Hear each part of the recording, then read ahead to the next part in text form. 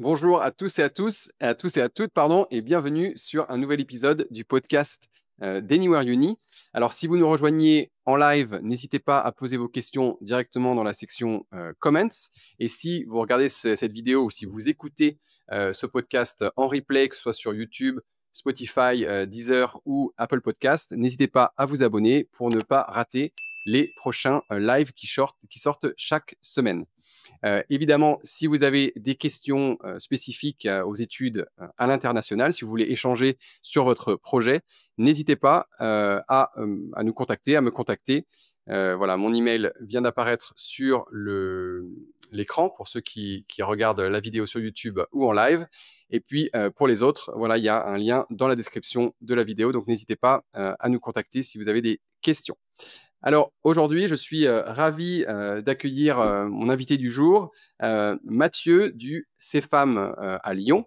Alors une école qui est en France, mais qui au final est très très américaine et très connectée avec l'Amérique du Nord. Donc je suis ravi. On va pouvoir parler de double diplôme et de leur offre qui est unique, je pense, en France. Le CEFAM, est-ce que tu peux nous donner un petit peu rapidement un petit historique de l'école et une présentation un peu brève et puis voilà. Le CEFAM a été monté il y a une quarantaine d'années par deux hommes qui sont Jean-Michel Pernaut et Roger Serre, qui avaient une idée précise, c'était d'offrir aux étudiants français à l'époque, aujourd'hui ce n'est pas que ça, on verra plus tard, mais à l'époque aux étudiants français la possibilité d'aller aux États-Unis pour finir leurs études, d'y obtenir un diplôme, ce qui était déjà à l'époque très compliqué, même si ça peut déjà aussi l'être aujourd'hui, mais à l'époque c'était déjà très compliqué. À travers des partenariats avec des universités prestigieuses, reconnues.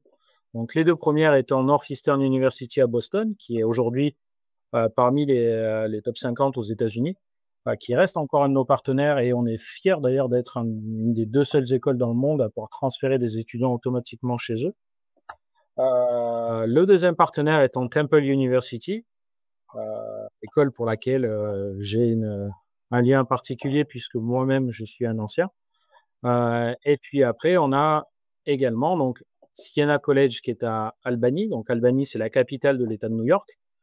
Ryder qui est à Lawrenceville, dans le New Jersey. Menlo College qui est dans la baie de San Francisco. Et puis pour finir, on a aussi ouvert un partenariat avec une école canadienne qui est au Nouveau-Brunswick. Donc c'est juste en dessous du Québec. Voilà. Donc ça, c'est un petit peu l'idée du CEFAM, c'était de proposer aux étudiants de faire une partie de leurs études chez nous et d'être transférés aux États-Unis sur la partie business. Et maintenant, on vient d'ouvrir un nouveau programme à partir de septembre, qui là, pour le coup, est vraiment unique en France, dans le fait que c'est un programme en relations internationales où on fait 2 ans ici. Et la troisième année, on est automatiquement transféré à Siena College et on obtient leur bachelor en relations internationales, ce qui permet après soit de continuer des études dans tout ce qui est relations internationales, sciences politiques, ou alors même de rentrer dans les écoles de droit. Parce qu'il faut savoir qu'aux États-Unis, on fait une école de droit après avoir obtenu un bachelor. Et ce bachelor-là, c'est un bachelor hyper large pour toutes les écoles de droit.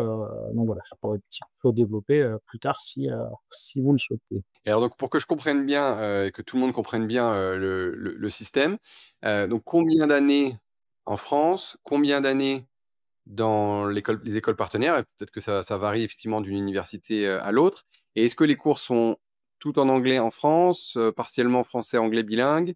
Comment est-ce que ça, en termes de langue et de nombre d'années, comment est-ce que ça marche? Pour le nombre d'années, ça va varier suivant le programme. Si c'est le programme business, on part sur 3 années obligatoires à Lyon, tout en anglais, enseigné sur le même curriculum que les universités américaines. D'ailleurs, c'est pour ça qu'on transfère automatiquement.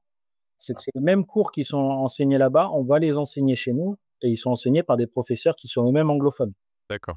On a quelques Français francophones, mais c'est des gens qui ont vécu tout le temps à l'étranger. Donc le niveau d'anglais est le même que là-bas. Donc ça, c'est pour la version business. Le côté relations internationales, là, c'est 2 ans à Lyon. Et la troisième année, on part automatiquement à Siena College. Donc soit un 3+1, soit un 2+1. Et donc on peut obtenir un bachelor américain en 3 ans. Ouais, tout à fait. On obtient le même nombre de crédits. Ce qu'il faut savoir, en fait, c'est que sur les premières années, dans les universités américaines, sur les premières années, les étudiants vont prendre beaucoup d'électives, ils vont choisir une petite major là, ils vont changer de major, des choses comme ça. Nous, en fait, dès le début, ça a été fait en sorte que les étudiants, au lieu de prendre que 5, 3, 4, 5 classes, ils vont en prendre 7, puis 7 la deuxième année. Et en fait, c'est la troisième année où ils choisissent vraiment leurs électives en fonction de la major qu'ils veulent faire. Donc, ils vont choisir soit de la criminologie, soit du droit, soit des sciences politiques, relations internationales. Donc, voilà pourquoi on arrive à faire un bachelor américain en 3 ans. En 3 ans. Bon, ça, c'est assez exceptionnel, effectivement. C'est assez exceptionnel et on a pas mal de succès, en tout cas quand on en parle en ce moment aux États-Unis, parce qu'il y a aussi le coût. On pourra développer un petit peu le côté du coût. Mais les études aux États-Unis, une année en France, ça coûte 2, 3, 4 fois moins cher souvent qu'une année aux États-Unis. Donc là, ils ont le même diplôme.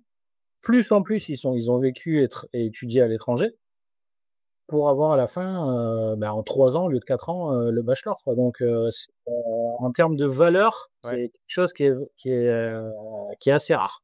Ouais, non, mais je suis très, très content. Pour la partie business, le bachelor business, un truc que j'ai oublié de dire aussi également qui est assez important, ça fait, quelques années maintenant, mais on a aussi en même temps, qu'on obtient le BBA de l'université partenaire aux États-Unis, quand on est parti en 4e année, on obtient simultanément le titre du CFAM. Le titre du CFAM, il est délivré par l'État français. Alors, c'est un titre RNCP de niveau 7. Donc, c'est un bac+5. Donc, déjà, en 4 ans, on obtient aussi un bac+5 en France.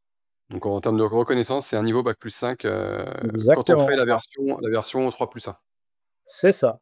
Et donc ça, on a été renouvelé cette année pour 5 ans. Donc, c'est plutôt rare en France et c'est le titre du CFAM. On le loue pas à une autre école. Et pour ceux qui font le 2+1, il y a pas d'équivalence particulière? Il n'y a pas de diplôme français. Non.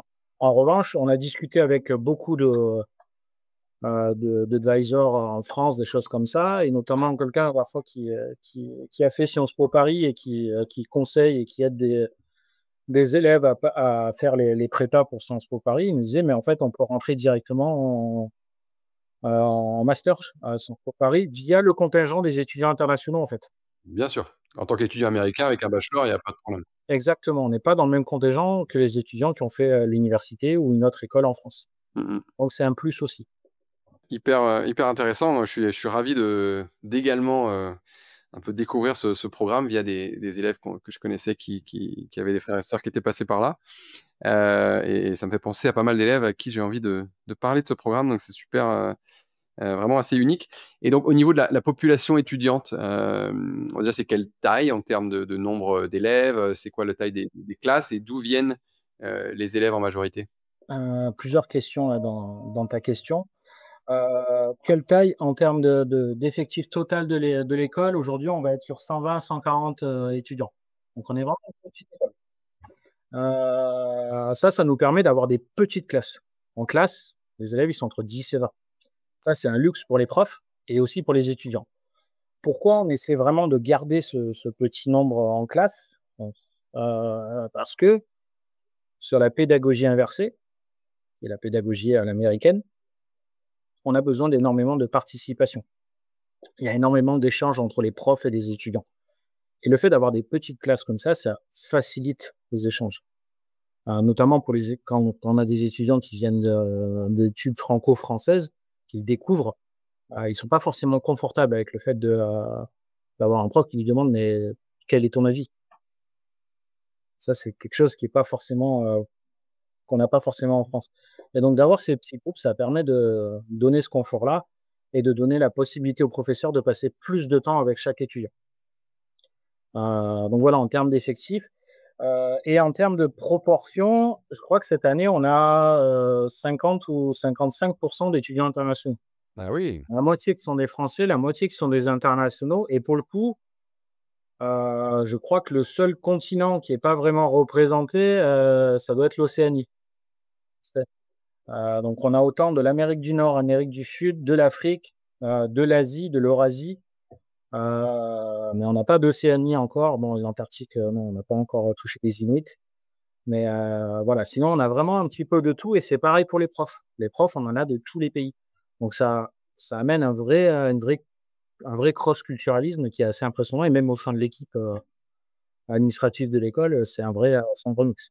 Ouais, et sur 120 élèves en tout, c'est un tour de force d'avoir autant de nationalités. Et j'imagine que le petit nombre, bon, évidemment, c'est un énorme avantage en termes d'accès aux enseignants et aux tailles de classe, mais c'est également pour assurer que tous ces élèves-là aient une place, parce qu'en fait, la place est garantie dans l'université partenaire. Alors, quoi qu'il arrive, alors, on n'a jamais eu des universités. Alors, les universités partenaires, déjà, elles viennent tous les ans recruter nos étudiants. D'accord. C'est-à-dire qu'elles viennent tous les ans, en première année, en deuxième année, en troisième année, faire des présentations de l'école. En première année, deuxième année, c'est des présentations de groupe. En troisième année, c'est les étudiants qui disent, voilà, je vais rencontrer tel advisor, tel advisor. Et après, c'est les universités qui se vendent à nos étudiants et pas l'inverse. C'est-à-dire que nous, il y a un truc qu'on garantit à chacun de nos étudiants, c'est qu'ils ont une place garantie dans l'université de leur choix. À la fin, le seul prérequis, ça va être un niveau de TOEFL, qui est franchement pas élevé par rapport au niveau qu'on a acquis à la fin de la troisième année, et un GPA, donc la moyenne générale. Le GPA le plus élevé, c'est Northeastern qui le demande, on est à 3 de GPA. Donc c'est franchement Ah oui, ça pas va. loin d'être atteignable quand on voit les requirements qu'ils font à la fin du high school. Donc, le fait d'avoir ces petites classes nous permet d'assurer aux étudiants d'avoir un bon niveau. Mais les universités nous ont pas dit, cette année, on peut vous en prendre que 10. Si on leur envoie 100 étudiants par an, je vous garantis qu'ils seront contents. Alors certaines sont plus grosses que d'autres, mais si on envoie plus d'étudiants, elles seront encore plus contentes. Et elles offrent des bourses au mérite à nos étudiants. Ok, alors on va parler un peu plus de... Donc, ok, donc ça c'est très clair. En termes de volume horaire, ça représente quoi une semaine type au CFAM? Alors, on va être sur le même volume horaire que ce qu'on va retrouver aux États-Unis en termes de présentiel en classe. Premier point à savoir, c'est que 100% de nos cours se font en présentiel. Il n'y a pas de distanciel. Deuxième point à savoir, c'est qu'on va avoir un certain nombre de modules de cours en fonction de l'année et du semestre. Et pour chaque module de cours, on aura 2 fois 1h30 de classe. Alors, par exemple, je prends l'exemple de la première année, qui va être celle où on aura le plus de modules de cours. On a 7 modules de cours, donc 7 fois 3, 21, plus le cours de langue qui est mutualisé avec les autres écoles du campus, qui fait 2 heures par semaine. Donc, on va avoir un maximum, je crois, de 23 heures de cours en présentiel. Ça, c'est les cours en présentiel. Après, il y a la préparation. Comme on est sur de la pédagogie inversée, on va avoir une tendance à dire qu'il y a au moins la moitié, voire autant de nombre d'heures de préparation. Et ça, on va le voir souvent sur le campus, on a nos étudiants qui sont tous ensemble. Ils travaillent beaucoup ensemble. Donc, il y a pas mal de travail perso à côté, mais c'est fait pour qu'après, en classe, ce soit vraiment des échanges. Ok. Et donc, au final, les élèves, ils choisissent soit la track business, où ils vont, pendant 3 ans, j'imagine en grande majeure partie, tous suivre le même programme, qui va être business généraliste, ou alors la track de 2 ans en relations internationales, où aussi, là également, ils vont suivre un peu la même... voilà, c'est pas à la carte quand ils ont choisi leur parcours. Exactement. Entre la première et la première année, entre les 2 programmes, ils peuvent encore switcher parce qu'il y a quand même pas mal de cours qui sont communs. Donc, tous les cours d'anglais, tous les cours de General Education, Liberal Arts. On peut encore switcher. En deuxième année, c'est plus possible, mais en première année, on peut encore switcher. Donc ça, c'est quand même quelque chose qui est aussi confortable. Ensuite, par contre, effectivement, quand on va partir sur la deuxième ou la troisième année, on aura moins de choix.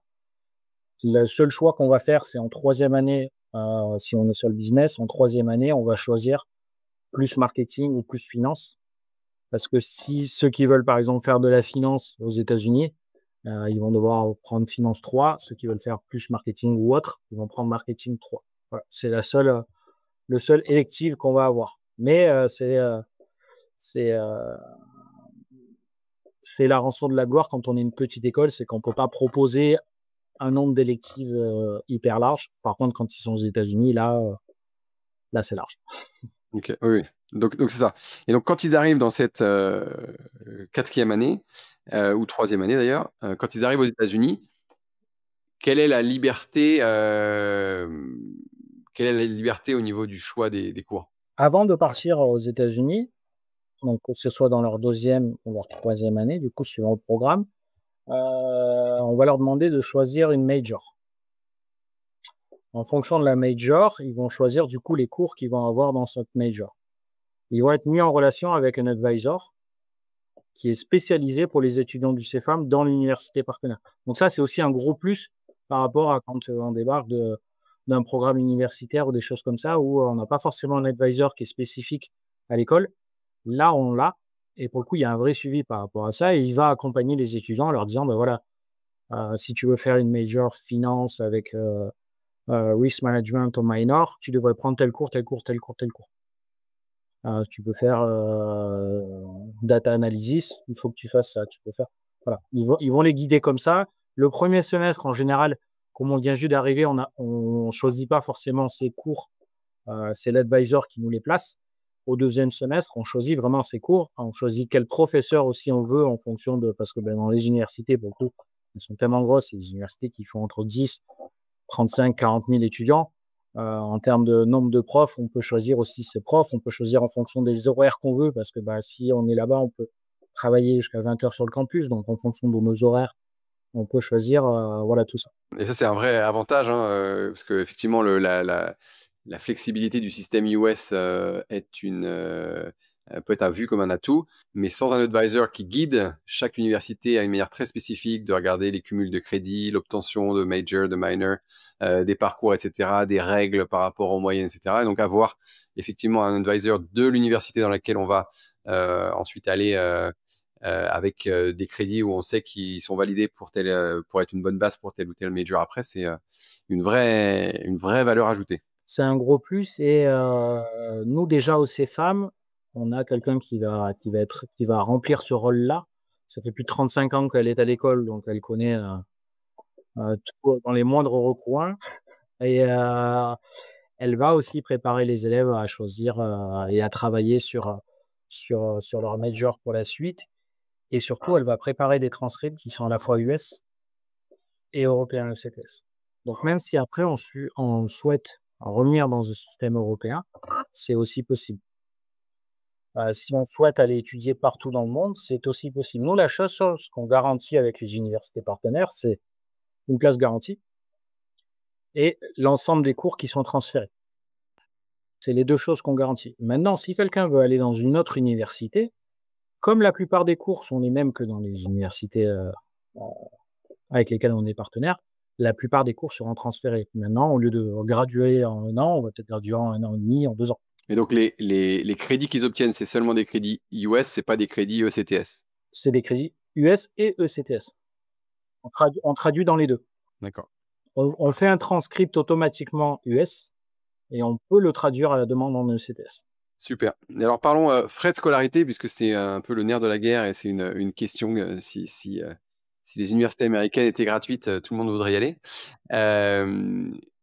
Les frais de scolarité, on sait, voilà, aux États-Unis, c'est extrêmement élevé. On est souvent entre 30 et 55 000 dollars US de frais de scolarité par an, sans compter le coût de la vie. Évidemment, on pourra parler des bourses également après.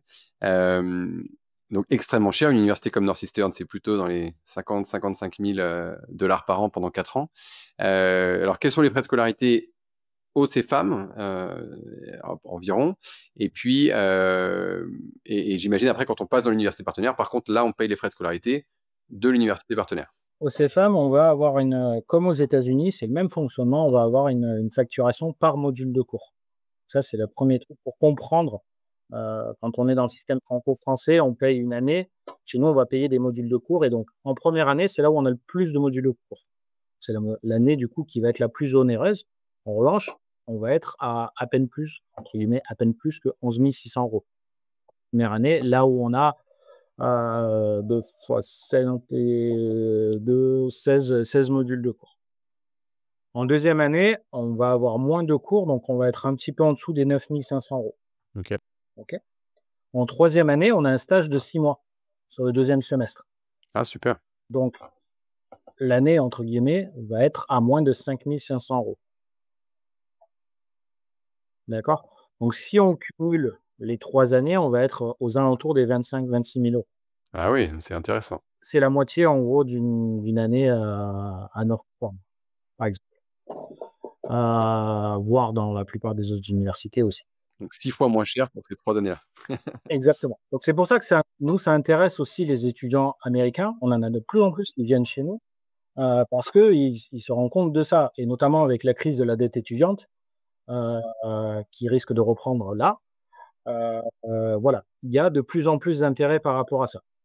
L'année aux États-Unis, comme tu l'as dit tout à l'heure, ça va varier entre 40 et 50 000 $, voire plus pour Northeastern, parce qu'on n'est pas à 50, on est à 2 fois 30 000 $, plus 30 000 pour le semestre de coop.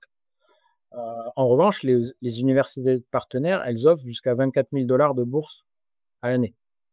Donc, on peut arriver à financer la moitié des frais de scolarité. On a même 3 bourses au total. Il faudra que je vérifie pour la rentrée, mais cette année, en tout cas, pour la rentrée de cette année, on a 3 bourses d'échange. C'est-à-dire que Pace University et Siena College offrent 2 et 1 bourse d'échange. C'est-à-dire que les étudiants qui partent avec cette bourse-là payent les frais de scolarité comme si c'était à Lyon. Ah ouais. D'accord. Donc, et une quatrième année à Lyon, c'est 13 500 €. Donc, ils ont le même diplôme à la fin. Ils ont le diplôme de Siena et de Pace. Mais ça, donc, c'est au mérite. Et pour le coup, on a tous les ans ces bourses-là. D'accord. Pour le côté, donc le deuxième diplôme en relations internationales, le bachelor. La première année, on a un petit peu plus de 10 600 €. La deuxième, on a un tout petit peu moins de 14 000 € parce qu'il y a aussi un stage qui est trouvé par Siena College, pardon. Et en général, ça se passe dans les institutions à Bruxelles. Et la troisième année, on va être un petit peu plus de 48 000 $. En revanche, à ces 48 000 $, on peut déduire jusqu'à 12 000 $ par semestre, donc 24 000 $. Donc en gros, l'année, si on travaille bien pendant les 2 années au CFAM, l'année coûte 24 000 $. Ah ouais. Ah, c'est vraiment intéressant. Sachant qu'après Siena College, pour le coup, ils sont parmi les universités références dans ce type de programme. On leur demandait la dernière fois quel type d'alumni sort de ce programme. L'ambassadeur actuel américain en Finlande sort du programme Relations internationales de Siena College. Siena College faisait les enquêtes pour les élections américaines pour le New York Times. Donc ça montre un petit peu le sérieux de l'université. Et en plus, ils sont à Albany. Albany, c'est la capitale de l'État de New York. Donc le Capitole de l'État de New York est à Albany. Donc ils ont des connexions aussi politiques pour tout ce qui est stage et pour tout ce qui est début de carrière. Même si, en général, on continue sur un master dans la foulée. Super. Bon, écoute, c'est très, très clair. Et c'est effectivement, voilà, ça reste des études qui sont évidemment un budget, mais quand on compare avec ce que c'est que des études aux États-Unis, c'est hyper, hyper intéressant. En termes de visa étudiant, pas de souci pour les élèves lorsqu'ils transfèrent, ils ont un visa, est-ce qu'ils donc le visa étudiant évidemment, et est-ce qu'ils ont aussi l'opportunité d'avoir ensuite une possibilité de rester pour travailler sur place, ou c'est plutôt pour enchaîner sur un master? Tout à fait. Alors, il faut savoir que c'est la même chose d'ailleurs pour les étudiants étrangers qui viennent en France. Quand on obtient un diplôme d'un certain niveau, donc en France, c'est un master, un bac+1. Aux États-Unis et au Canada, d'ailleurs, c'est pareil pour les 2 pays. Ça commence à partir du bac+4, donc le bachelor. Et donc, quand on obtient un diplôme sur place d'une université qui est encore une fois reconnue, on peut demander un statut spécifique qui s'appelle l'OPT, pour Optional Practice Training. Ce statut-là permet de travailler durant 1 année sur le territoire sans demande de visa de travail. Ce qui, du coup, permet d'aller voir les entreprises et leur dire: ouais, vous pouvez me tester. Ça ne vous coûte pas de frais d'avocat pour me faire un visa de travail. Ça fonctionne, tant mieux. Ça ne fonctionne pas, tant pis. Et surtout, ce qu'il y a de bien, c'est que ce n'est pas rattaché à une entreprise. Donc, si on veut changer d'entreprise, on peut le faire. Mais ça permet aussi de mettre un premier pied dans le monde de l'entreprise aux États-Unis et au Canada. Et en général, les entreprises sont friandes des étudiants français, et européens, parce qu'en France et en Europe, on fait des stages, ce qu'ils ne font pas obligatoirement aux États-Unis. Donc, en termes de professionnalisation, on apporte quelque chose en plus. Et puis, on a aussi ce bagage européen. Donc, on n'a pas vu que les États-Unis, voire autre qu'européen, si on n'est pas forcément originaire d'Europe. Donc voilà, on a vraiment une grosse plus-value. Moi, en termes d'expérience personnelle, j'ai mis 4 jours à trouver du boulot aux États-Unis. Parce que ce diplôme, parce que on apprend aussi un petit peu à se mettre en avant. Mais il faut en vouloir. C'est les États-Unis, c'est comme ça. Au Canada, c'est encore mieux parce que c'est 3 ans. C'est pas 1 an, c'est 3 ans. Ouais. Et donc même avec le fait, si on fait que cette année, vu qu'on a le diplôme complet, avec le nombre de crédits complet, on a le même droit que ce soit au Canada ou aux États-Unis que n'importe quel étudiant qui aurait fait ces 4 ans. Exactement. C'est ça qu'on a payé, entre guillemets, quand même. Ouais, non, super. Donc ça, c'est un gros plus. Et voilà. Après, donc c'est 1 an pour les diplômes en général. C'est vrai, jusqu'à 3 ans pour tout ce qui est STEM. Donc tous les diplômes techniques, tout ce qui est business analytics, toutes ces choses-là, parce qu'en fait, il manque de monde. C'est pour ça notamment que dans la tech, ils se battent pour garder les visas de travail en demande aux États-Unis. Maintenant, ce qu'on se demande, c'est comment le processus de candidature, le processus de sélection, comment ça se passe? Comment est-ce que vous sélectionnez vos élèves et comment est-ce qu'on peut candidater? Au CFAM, on va recruter sur un rolling system. On va être sur tout au long de l'année. On va ouvrir nos candidatures à partir d'octobre. Pourquoi octobre? Parce que aux États-Unis, je pense que tu es bien passé pour le savoir, en général, on choisit ces universités sur le premier semestre. Et dans d'autres pays, c'est aussi pareil. Et après, ça peut aller pour une rentrée à Lyon, du moment qu'on n'a pas besoin d'un visa étudiant, ça peut aller jusqu'à fin mai, début juin, voire un petit peu plus tard de façon très exceptionnelle, mais si on a vraiment un profil qui colle parfaitement. Mais voilà, on est hors Parcoursup. Ça, c'est un choix. On voit à quel point c'est compliqué pour les étudiants, les lycéens français. On n'ose pas imaginer pour les étudiants internationaux qui ne sont pas accompagnés dans un système francophone. Et puis ça nous permet surtout de choisir exactement ce qu'on veut pour recruter nos étudiants. Donc, on va leur faire passer des épreuves où on va tester avant tout. On va avoir deux types d'épreuves différentes. Pour les étudiants qui sont francophones ou qui ne sont pas natifs anglophones, on va leur faire passer un test d'abord de niveau d'anglais où on va rechercher soit un très bon B2, un bon B2 de terminale peut suffire si on voit que derrière il y a une motivation assez importante. Pour les étudiants natifs ou de filière IB, donc où on a un anglais qui est vérifié déjà, on va avoir des épreuves qui seront toutes en anglais, mais où là, on va vraiment chercher encore plus le profil, la motivation. On a fait déjà l'épreuve d'étudiants qui étaient parfaitement bilingues, qui avaient des nationalités américaines, tout ça, qui venaient en n'étant pas motivés, ça ne fonctionne pas. Dans le système américain, on peut aller au plus haut, on peut aller le plus loin possible, mais il faut travailler, il faut le vouloir. Donc, c'est ce qu'on va regarder en priorité. Je sais que beaucoup d'écoles sélectionnent en fonction des bulletins de notes de terminale, de première, des filières que l'on a pris. On a fait le parti pris de ne pas regarder que ça.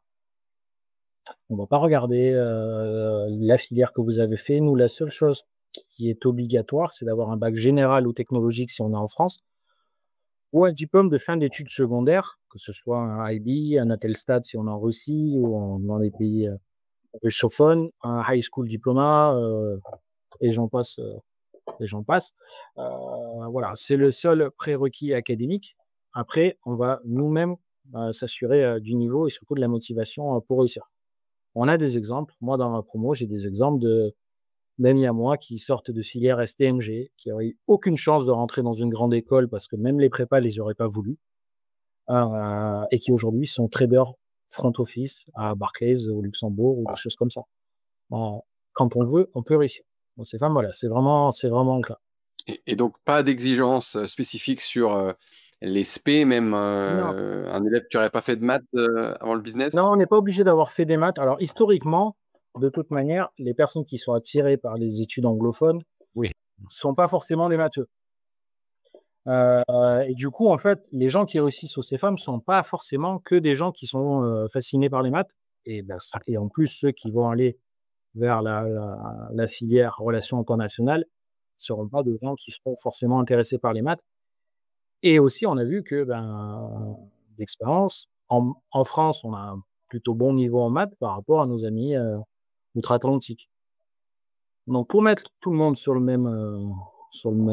au même niveau, en fait, on va étudier en première année, à l'entrée en première année, le niveau en maths et on va mettre en groupe de niveau. C'est le seul cours qu'on pourra avoir en français si on est francophone et en anglais, si on est anglophone. Le reste est tout en anglais. D'accord? Donc là, ça va vraiment être un cours de remise à niveau, si besoin est. On a un prof qui est formidable pour ça, heu et qui arrive du coup à redonner, si ce n'est goût, la compréhension des maths à tout le monde. OK. Et donc en gros, on crée son directement, donc c'est pas Parcoursup, c'est pas sur les plateformes, on crée directement son dossier Et sur candidature notre sur site le site. internet, si on est sur le site en français, il y a marqué en haut à droite ou sur le téléphone, candidater au CEFAM. Si c'est en anglais, c'est Join Us. Il y a un dossier à remplir, c'est 30-40 minutes avec des questions de motivation. Donc c'est là où il faut être un petit peu créatif, un petit peu imaginatif aussi dans ce qu'on met. On va demander certains documents. À la fin, on a des frais d'organisation de concours parce que tout se passe, pour les épreuves écrites en ligne. Donc on a une plateforme qui est dédiée à ça. Ça, c'est notamment depuis le covid, heu, où on a mis ça en place, une plateforme en ligne qui du coup a un certain coût pour nous, mais pour vérifier que c'est bien l'élève qui prend l'examen et pas une intelligence artificielle ou quelqu'un à côté de lui. Puis après, on a un entretien de motivation. Donc si on est sur la partie francophone, on a un entretien de motivation en français et un entretien d'anglais. Si on est sur la partie anglophone ou non francophone, en tout cas, on a un entretien de motivation en anglais. Et donc, pas besoin de donner de résultats de tests, en fait, comme type SAT ou test de langue. Tout va être validé via votre, test interne? On va tester nous-mêmes. On va tester nous-mêmes. Pourquoi? Parce que, moi, je suis par exemple de la génération où toutes les écoles faisaient passer, enfin toutes les écoles post-bac en tout cas faisaient passer des TAGE, TAGE 2. Heu, Si on bachote, on peut arriver à avoir un niveau, assez bon sans forcément cartonner après l'école. Alors, on s'est rendu compte qu'il y a des élèves qui cartonnaient au TAGE et qui après, sont plantés à l'école parce qu'ils étaient pas motivés. L'inverse est vrai aussi. Les gens qui peuvent donc on va pas regarder forcément ces tests externes. Le seul test qu'on prendra et qu'on fera passer, c'est le TOEFL pour partir après aux États-Unis. Mais, c'est tout. Mais ça se passe plus tard. Ça se passe plus tard. En deuxième année, de toute manière, on fait passer un test blanc vu qu'on était, centre d'examen, on a tous les tests blancs, donc on fait passer un test blanc. Si besoin est, parce qu'on voit que le niveau est juste ou ric-rac, on fait faire une prépa au TOEFL. Donc on les prépare. Les échecs au TOEFL, c'est très, très rare. C'est très, très rare, Et donc l'entretien, là, c'est avec une personne en direct. ouais, Est-ce que c'est tous les élèves qui vont le passer ou c'est seulement les élèves qui tout le monde. auront performé? OK. Tout le monde va le passer. On donne la chance à tout le monde. On va pas avoir un tri, voilà, sur un dossier avant. Tout le monde va le passer. Pourquoi? Parce qu'on s'est rendu compte des fois que, on pouvait avoir des plantages à l'écrit, mais par contre à l'oral, on voyait un truc, assez exceptionnel et quelqu'un qui parlait parfaitement bien anglais. Des fois c'est tout bête, mais il y a certains pays où ça coupe. Ils ont pas l'électricité aussi bonne que ce qu'on a dans les pays occidentaux, donc il peut y avoir des coupures. Ça nous arrive, assez régulièrement, notamment en Inde et dans certains pays d'Afrique. Donc il y a pas que l'écrit qui va compter et si on voit justement qu'il y a une grosse différence de niveau à l'écrit et à l'oral, on peut avoir tendance à refaire passer un examen écrit en direct, voilà. On adapte vraiment, parce que c'est le profil de l'étudiant qui va nous intéresser avant tout et inversement, quelqu'un qui va avoir un très bon niveau d'anglais, mais on va pas ressentir la motivation ou le profil ne va pas correspondre, Marche pas. ça va pas passer. Ça va pas passer parce qu'on va pas perdre son temps. On va pas lui faire perdre son temps, on va pas faire perdre le temps à nos professeurs et on va pas justement, prendre la place d'un autre étudiant qui aurait mérité d'être. OK. Donc c'est hyper personnalisé Ouais. et on n'a pas de période aussi. On n'a pas de, pardon, on va pas faire passer les examens tous en groupe. Ça va vraiment être personnalisé. Donc, par exemple, un élève remplit son dossier, met ses documents, envoie son dossier. Est-ce qu'il va choisir une date? Est-ce qu'une date va être imposée à quand passer le test? Alors, on va lui imposer la date pour les écrits. Il va avoir tant de temps pour les passer. Maintenant, s'il nous dit, ben voilà, je peux pas le passer maintenant, je veux le passer dans un mois, je m'inscris maintenant, mais je veux le passer dans un mois, on peut le faire aussi. L'oral, après, se fait, on lui demande quelques dispos et on voit avec aussi nos profs, parce qu'on n'est pas non plus une énorme école en termes d'effectifs, donc on voit avec nos profs qui est dispo quand, et on fait passer à ce moment-là pour les oraux. En termes de préparation pour cet examen, est-ce que c'est quand même possible de se préparer ou l'objectif c'est justement d'y aller avec on est? L'objectif, pour moi, c'est d'y aller comme on d'y aller comme on est, comme dirait une célèbre chaîne de restaurant. Mais après, on a aussi un kit de préparation pour ceux qui le souhaitent, parce qu'il y en a que ça rassure quand même de se préparer. On a un kit de préparation qui explique comment se passe l'examen. Maintenant, si on n'a pas le niveau d'anglais, à l'instant T, on l'aura pas. Dans 3, 4, 5, 6 mois.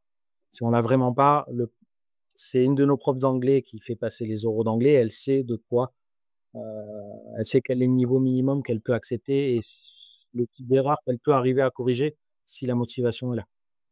OK. C'est pour ça qu'on ne passe pas l'examen plusieurs fois non plus, toutes ces choses-là. Et alors une dernière question, au niveau du logement, en France, comment ça se passe à Lyon? Est-ce que les élèves doivent se débrouiller? Comment est-ce que ça se passe en général en première année, puis sur les 3 ans? Alors on est sur un campus, où il y a une vingtaine d'écoles qui se sont regroupées, heu, il y a une vingtaine d'années. Donc le campus a 20 ans cette année. Il est toujours en très bel état, mais il a 20 ans cette année.